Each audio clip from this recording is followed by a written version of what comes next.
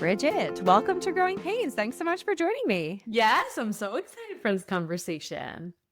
Me too. Honestly, I feel like we could gab for hours. We were just talking quite a bit before we press record. For the listeners, though, who might be meeting you for the first time, might be being introduced to Gut Personal for the first time. Tell us a little bit about you, the business you started, and your family at home. Yeah, so I started Gut Personal 3.5 years ago. My own journey with fixing my gut starts about 12 years ago, when I was in grad school to become a registered dietitian, and my health was terrible. I was doing all the right things. I was doing everything I learned in school, and my schooling was failing me. Doctors were failing me, not giving me any answers. And I was bloated and constipated. I had all these diagnoses, migraines, even hormonal imbalances, adult onset ADHD, like all of these things in my early 20s were going wrong, even though I was treating my body really well. So that was 12 years ago. And like I said, I was in school to be a registered dietitian and found functional medicine and got to the root cause of all of my health issues and fixed my gut through personalized gut testing and supplements, and started my own practice. And when COVID hit, brought back practice online. And then I really I was thinking about having babies. It was 2021 and had a conversation with a girlfriend who had just had a baby. She's like, but what about like building a business to sell? Like, what about building a legacy for your children and also having more freedom for your children? So that was a conversation I had in 2021 and launched Gut Personal, took on investors, mainly female investors, and then got pregnant in 2022. So I got pregnant the next year, had my first daughter, 2023, Lily, and she's like, being a mom is probably one of the most magical things in the whole entire universe. I'm preaching to the choir right here. I've got her at home, and then we have two golden retrievers. So it's a really fun home life in addition to business life. Let's take it back to like schooling, because I think a lot of us too, when we, get a certification or we go through a program or we get a degree or something like that, we really do kind of lean on that expertise or that way. Mhm. And it was failing you early in your career. How did you start to approach some of that stuff? I mean, starting to branch out on your own and create a new methodology that worked probably not only for you, but then also I know was the foundation of Gut Personal and how you approach your other clients and your practice. Where'd you start? Just kind of learning a new system. Yeah. So I grew up with a mom who was always questioning the medical system, thankfully. Yes, I was gonna Um, say thank God for those moms. no problem. She had hypothyroidism and was constipated all the time. Like, literally, we would plan vacations around her pooping schedule. I'm not even kidding. Like, Oh this my God. woman would need her coffee 2 hours in the morning to go to the bathroom, and had this hypothyroidism as well. And when the doctors would say, "Hey, your labs are normal. We don't need to up your thyroid medication." I'd be sitting there as a kid and watch her advocate for herself. And that was really powerful because, she didn't back down from doctors with, decades of experience. She was the expert in her own body. And so then when it came for me to go through these health struggles, and I went through, much more health struggles than her. I was going to see neurologists for migraines and different specialists for different things. I had to advocate for myself, but it was so overwhelming. I know so many women feel like that, overwhelmed and frustrated Mhm. with the medical system. So I was always questioning. I remember when I was at my worst, I had lost a lot of weight because I couldn't eat because I felt so bad when I ate. And so the doctor said, your stomach hurts because you're so thin. And I was like, what Oh. is going on here? Like, this is so wrong to make me feel that you know what I mean? Like, Yeah. I can't eat that. That's why I'm so thin, because my stomach hurts all the time. And so it was kind of this light bulb moment of like, they have no idea. Many doctors have no idea what is going on in someone else's body, and they only know medications. They're really, many times pharmacists. You know what I mean? To a point, Yeah. like, here's another medication Mhm. and there's no looking deeper. And so once I found functional medicine, thankfully, one of my best friends was working for Mark Hyman, who's an incredible Fantastic. fantastic Yeah. functional medicine doctor. She got me an internship with him. And I interned with him and his dietitians in the Berkshires in Massachusetts at his private practice. And that was like my second light bulb moment where I was at a world class facility and people were coming from all over the world, like literally patient after patient. They were coming from Europe or Southeast Asia or there were people from all over the world coming to this clinic. And I was sitting across from this person who was describing their symptoms, and I had just eaten lunch. And I'm sitting there feeling so uncomfortable. I mean, bloated, like my stomach, looked 6 months pregnant. And I just felt terrible. And I was brain fogged Mm. after just eating lunch. And I realized, oh my God, this person who came halfway across the world to see Dr. Hyman and to see his dietitians, I have the same symptoms as them. Mm. And it finally felt validating in a way like, oh my gosh, what I'm going through is valid and there are people that can help me. And so I left that internship at that practice and did my first poop test and everything changed for me. And I got off 5 different medications in 6 months time because I heal my body from the root cause instead of just adding another medication for another symptom. It takes a lot of bravery and also commitment to go the path that you've gone to, like, get well from the core. Yeah. I think a lot of what we've kind of been hearing in medical or just in life in general is like, take the pill. The pill will be easier. And this is the quick fix. And this is the thing that happens. And let's think about 10 years down the line when 10 years comes and we'll deal with those issues then. And it's another pill or it's another quick fix. And I want to like stop for a second because I think becoming an expert in your own body, which I loved that phrase that you used that kind of started when your mom was advocating for herself. How do we do that as non-health professionals? Like, I want to kind of lean in here too. A lot of the women listening are expecting or trying to conceive or recently postpartum as well. And like, I remember my first pregnancy and I was like, what is happening to my body? Like, what is going on here? The things I thought that I knew about my body, I now don't know. And I think too, you like really do, you lean heavily on the doctors, on your OB or on your midwife or your doula or whoever surrounded you with your birth team. So did your like understanding of your health, your body after you kind of went through this transformation, did it change when you got pregnant with Lily?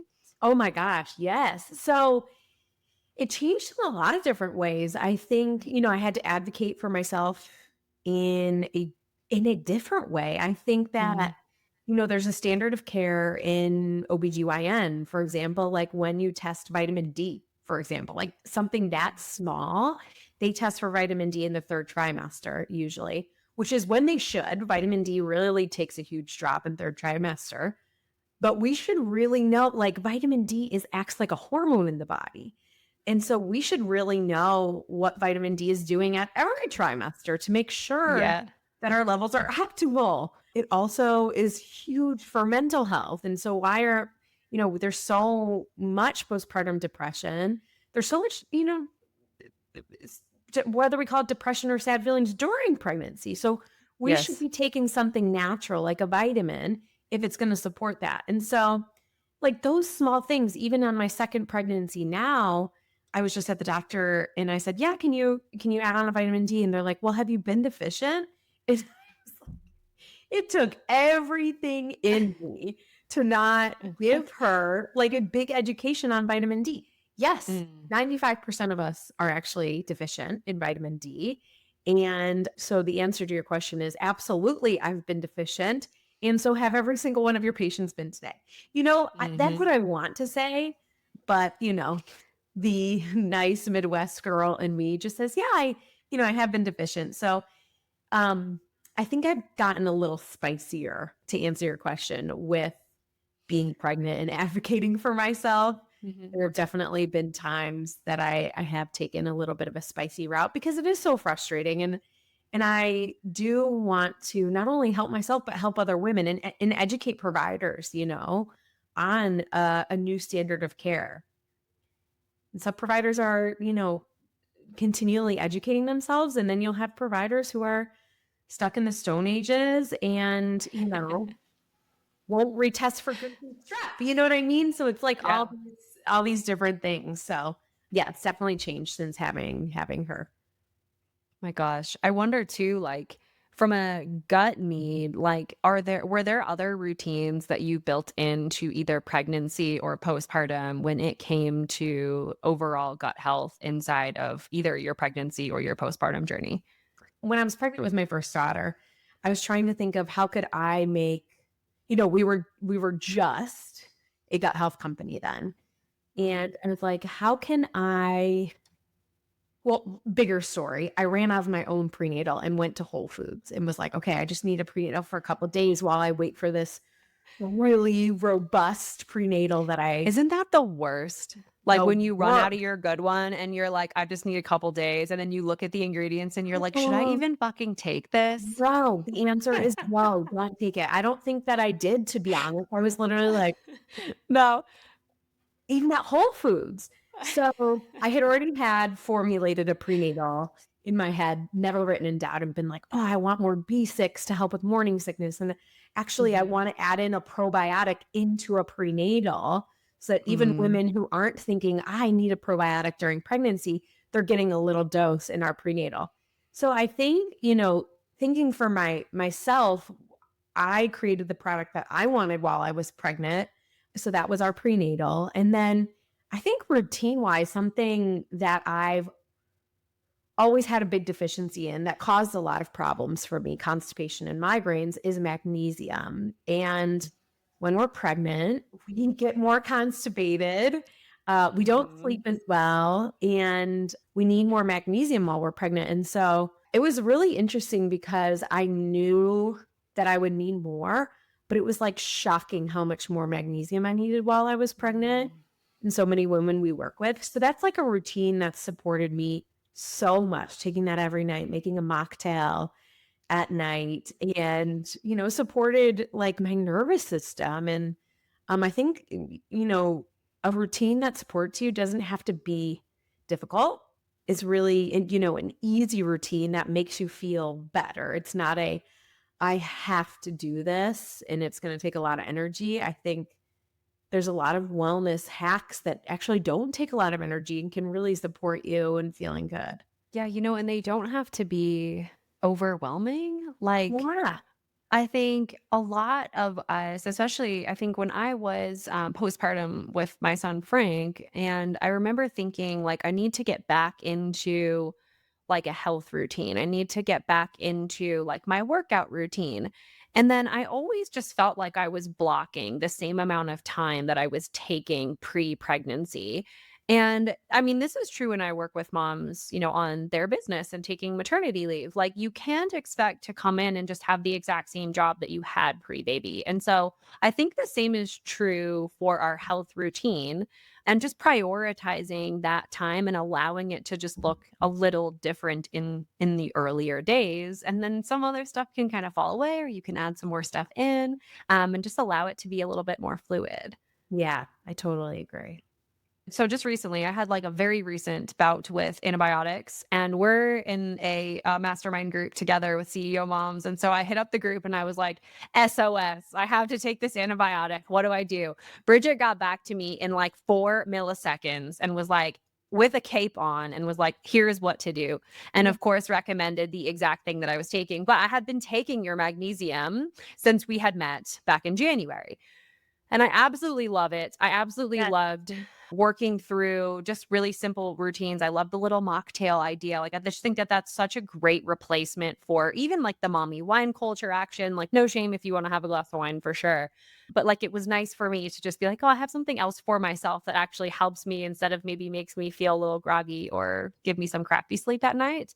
And I want to ask, like, what are the non-negotiables? Like Mm. if you're in a position where you're like, "Hey, listen, talking to a mom, maybe she doesn't take a prebiotic or a pro, maybe she's on a prenatal and she's like wondering now after our conversation if it's like enough for her."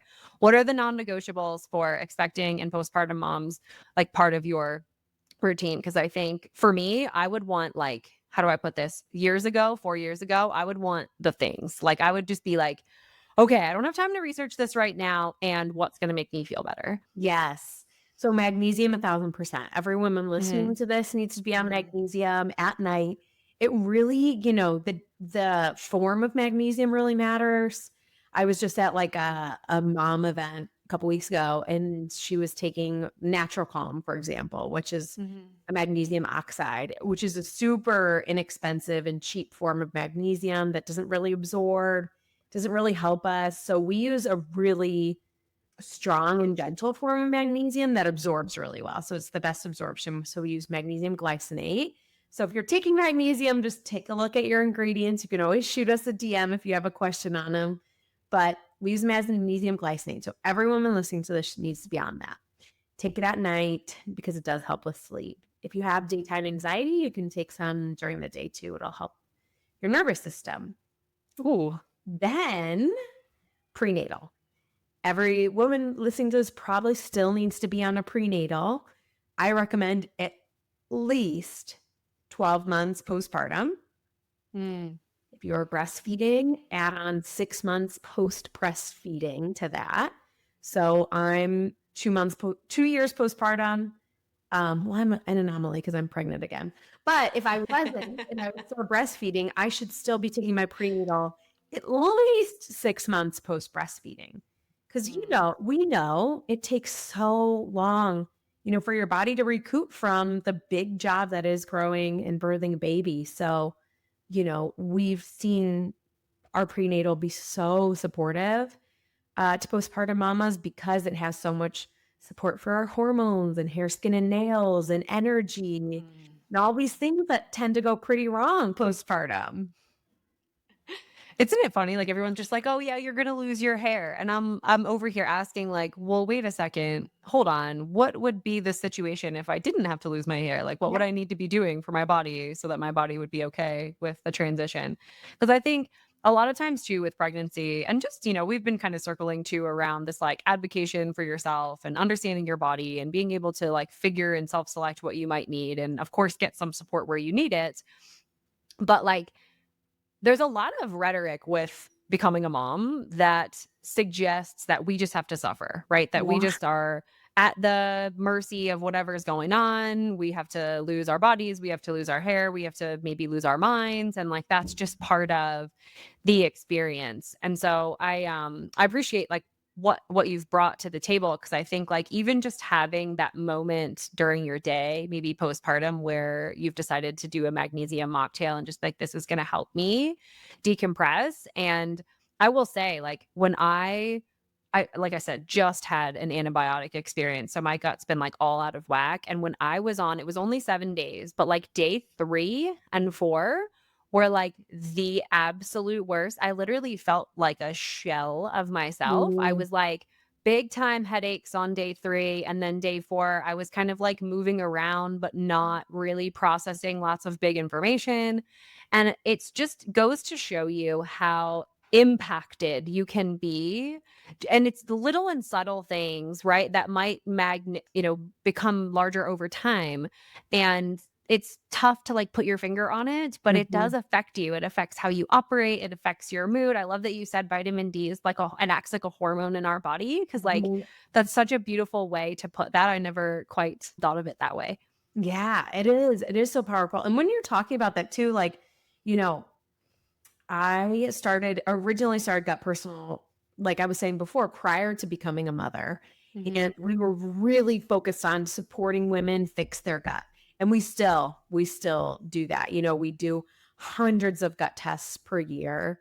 And we have a team of functional dietitians that work with our clients in a big way. We do hormone testing and everything like that. But really our biggest focus was gut health. And as I got pregnant, I realized we need support for women at different seasons, Mm. and this perinatal journey is a little bit different of a season where we might not be testing your gut because you're pregnant. And if we find out you have a parasite, we can't really treat it. We can't treat it with Yeah. natural herbs because you're pregnant. And so, just kind of like we have evolutions of ourselves, there was an evolution of my business of realizing I need to support women throughout our seasons because um, there are so many wonderful seasons. And so, yeah, the gut testing is something too that's really powerful.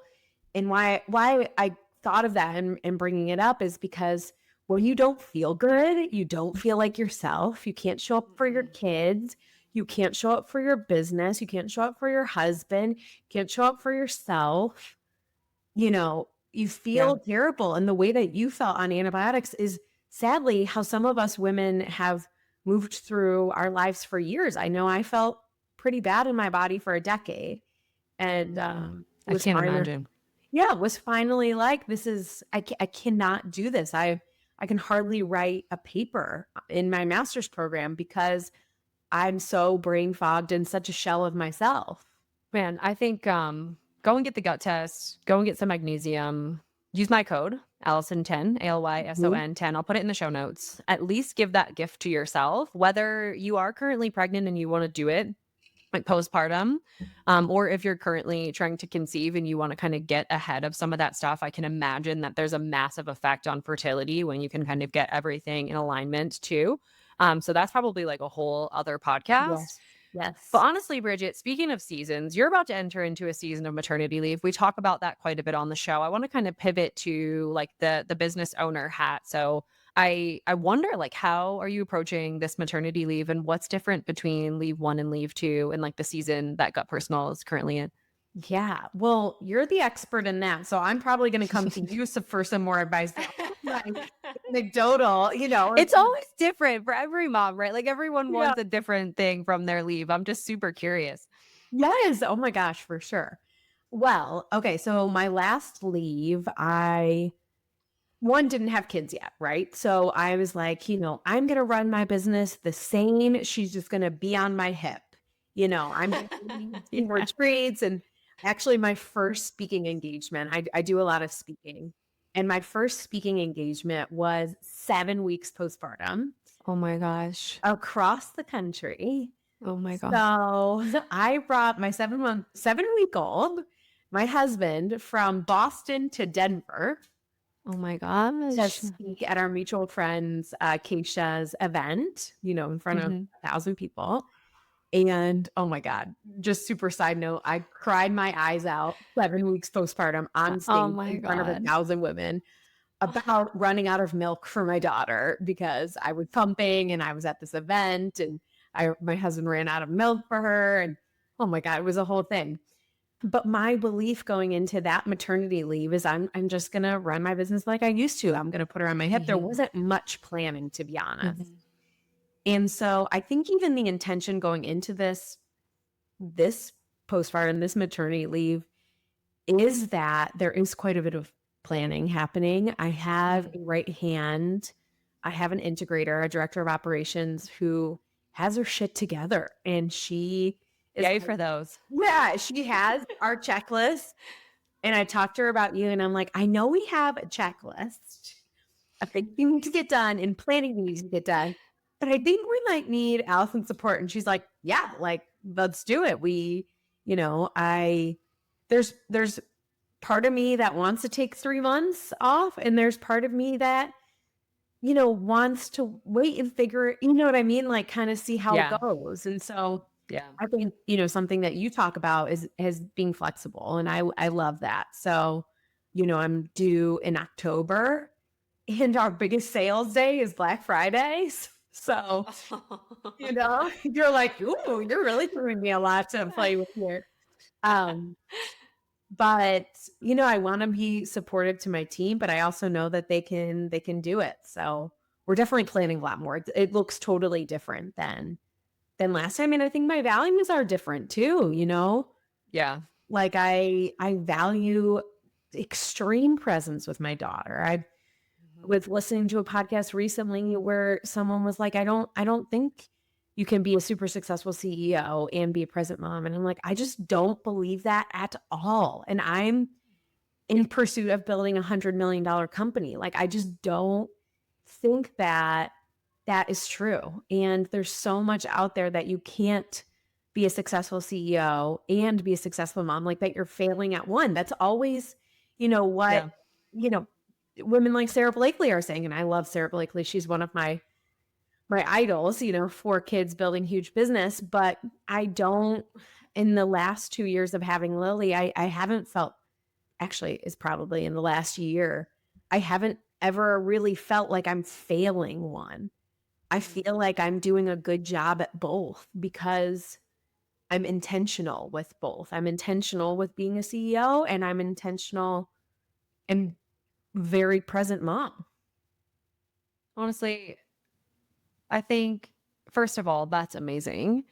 And I love that something you believe so wholeheartedly, even with, folks in the industry, with big businesses who are maybe in a place that you are pursuing, you're still like, no, no, but I believe this. Like, I'm not letting this into the fold of what I truly believe.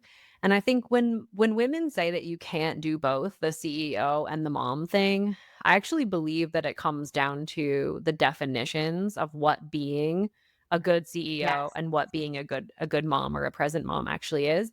And so when I look at these women, I'm like, well, maybe they're not wrong based on their definition of what Mhm. a great CEO and a present mom is. Like maybe their definition is just different than mine or Yes. yours or someone else's. So I think what we define, and I think it's probably why you feel like you're not failing in either direction, is because your definitions are clear and you're like, this to me is the defined role that I hold as a CEO, and this is the defined role I hold as a present mom. And I think that's absolutely beautiful because you're not constantly being disappointed by what you're not doing. Like maybe that creeps in. I think like all of us, we're human beings. We're like, oh, I should be doing this or I should be doing that. But I think the definition is really where a lot of us fall prey to that should mentality, I Yeah. guess, is what I'll say. Yeah. I love that so much. And I think, we get to live life on our own terms. We get to figure out what that definition is. And, I had a girlfriend asking me, like, how she has one baby and she's thinking about two. She's in her 40s. And she's like, I'm in awe of you. Like, you are doing this so well. And I like, how? And I said, Jess, she's my girlfriend, I have full time nanny help.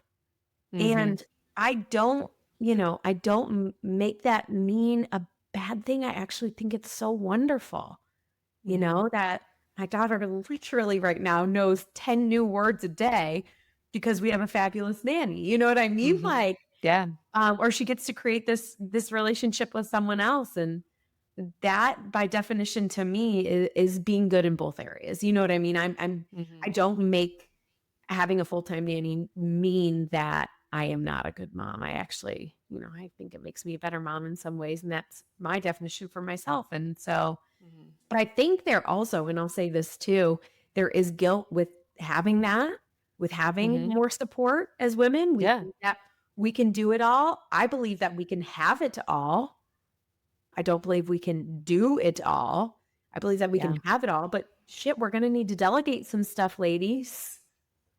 100%. And I think there's all this guilt too. Like our mothers, at least mine, and like, others of friends that I know, like they modeled to us that we fall on the sword every day for our family.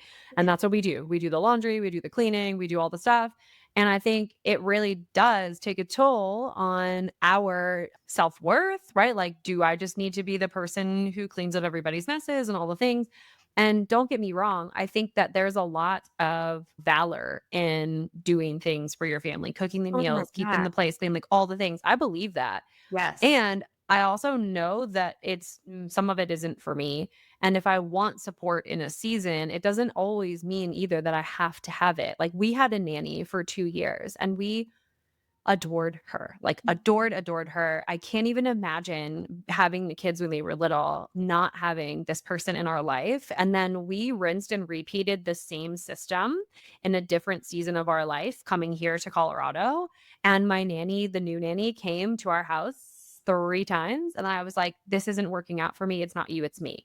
And I just sat down with my feelings and I was like, "I don't want a nanny in this season. I just wanna work less Mm, in this season." And so that doesn't mean that I'm not gonna have a nanny later this year or that I'm not gonna have a house manager later this year. We don't have a huge place. We're waiting to find land and build our place. So I'm like, I feel like this is really manageable for me right now.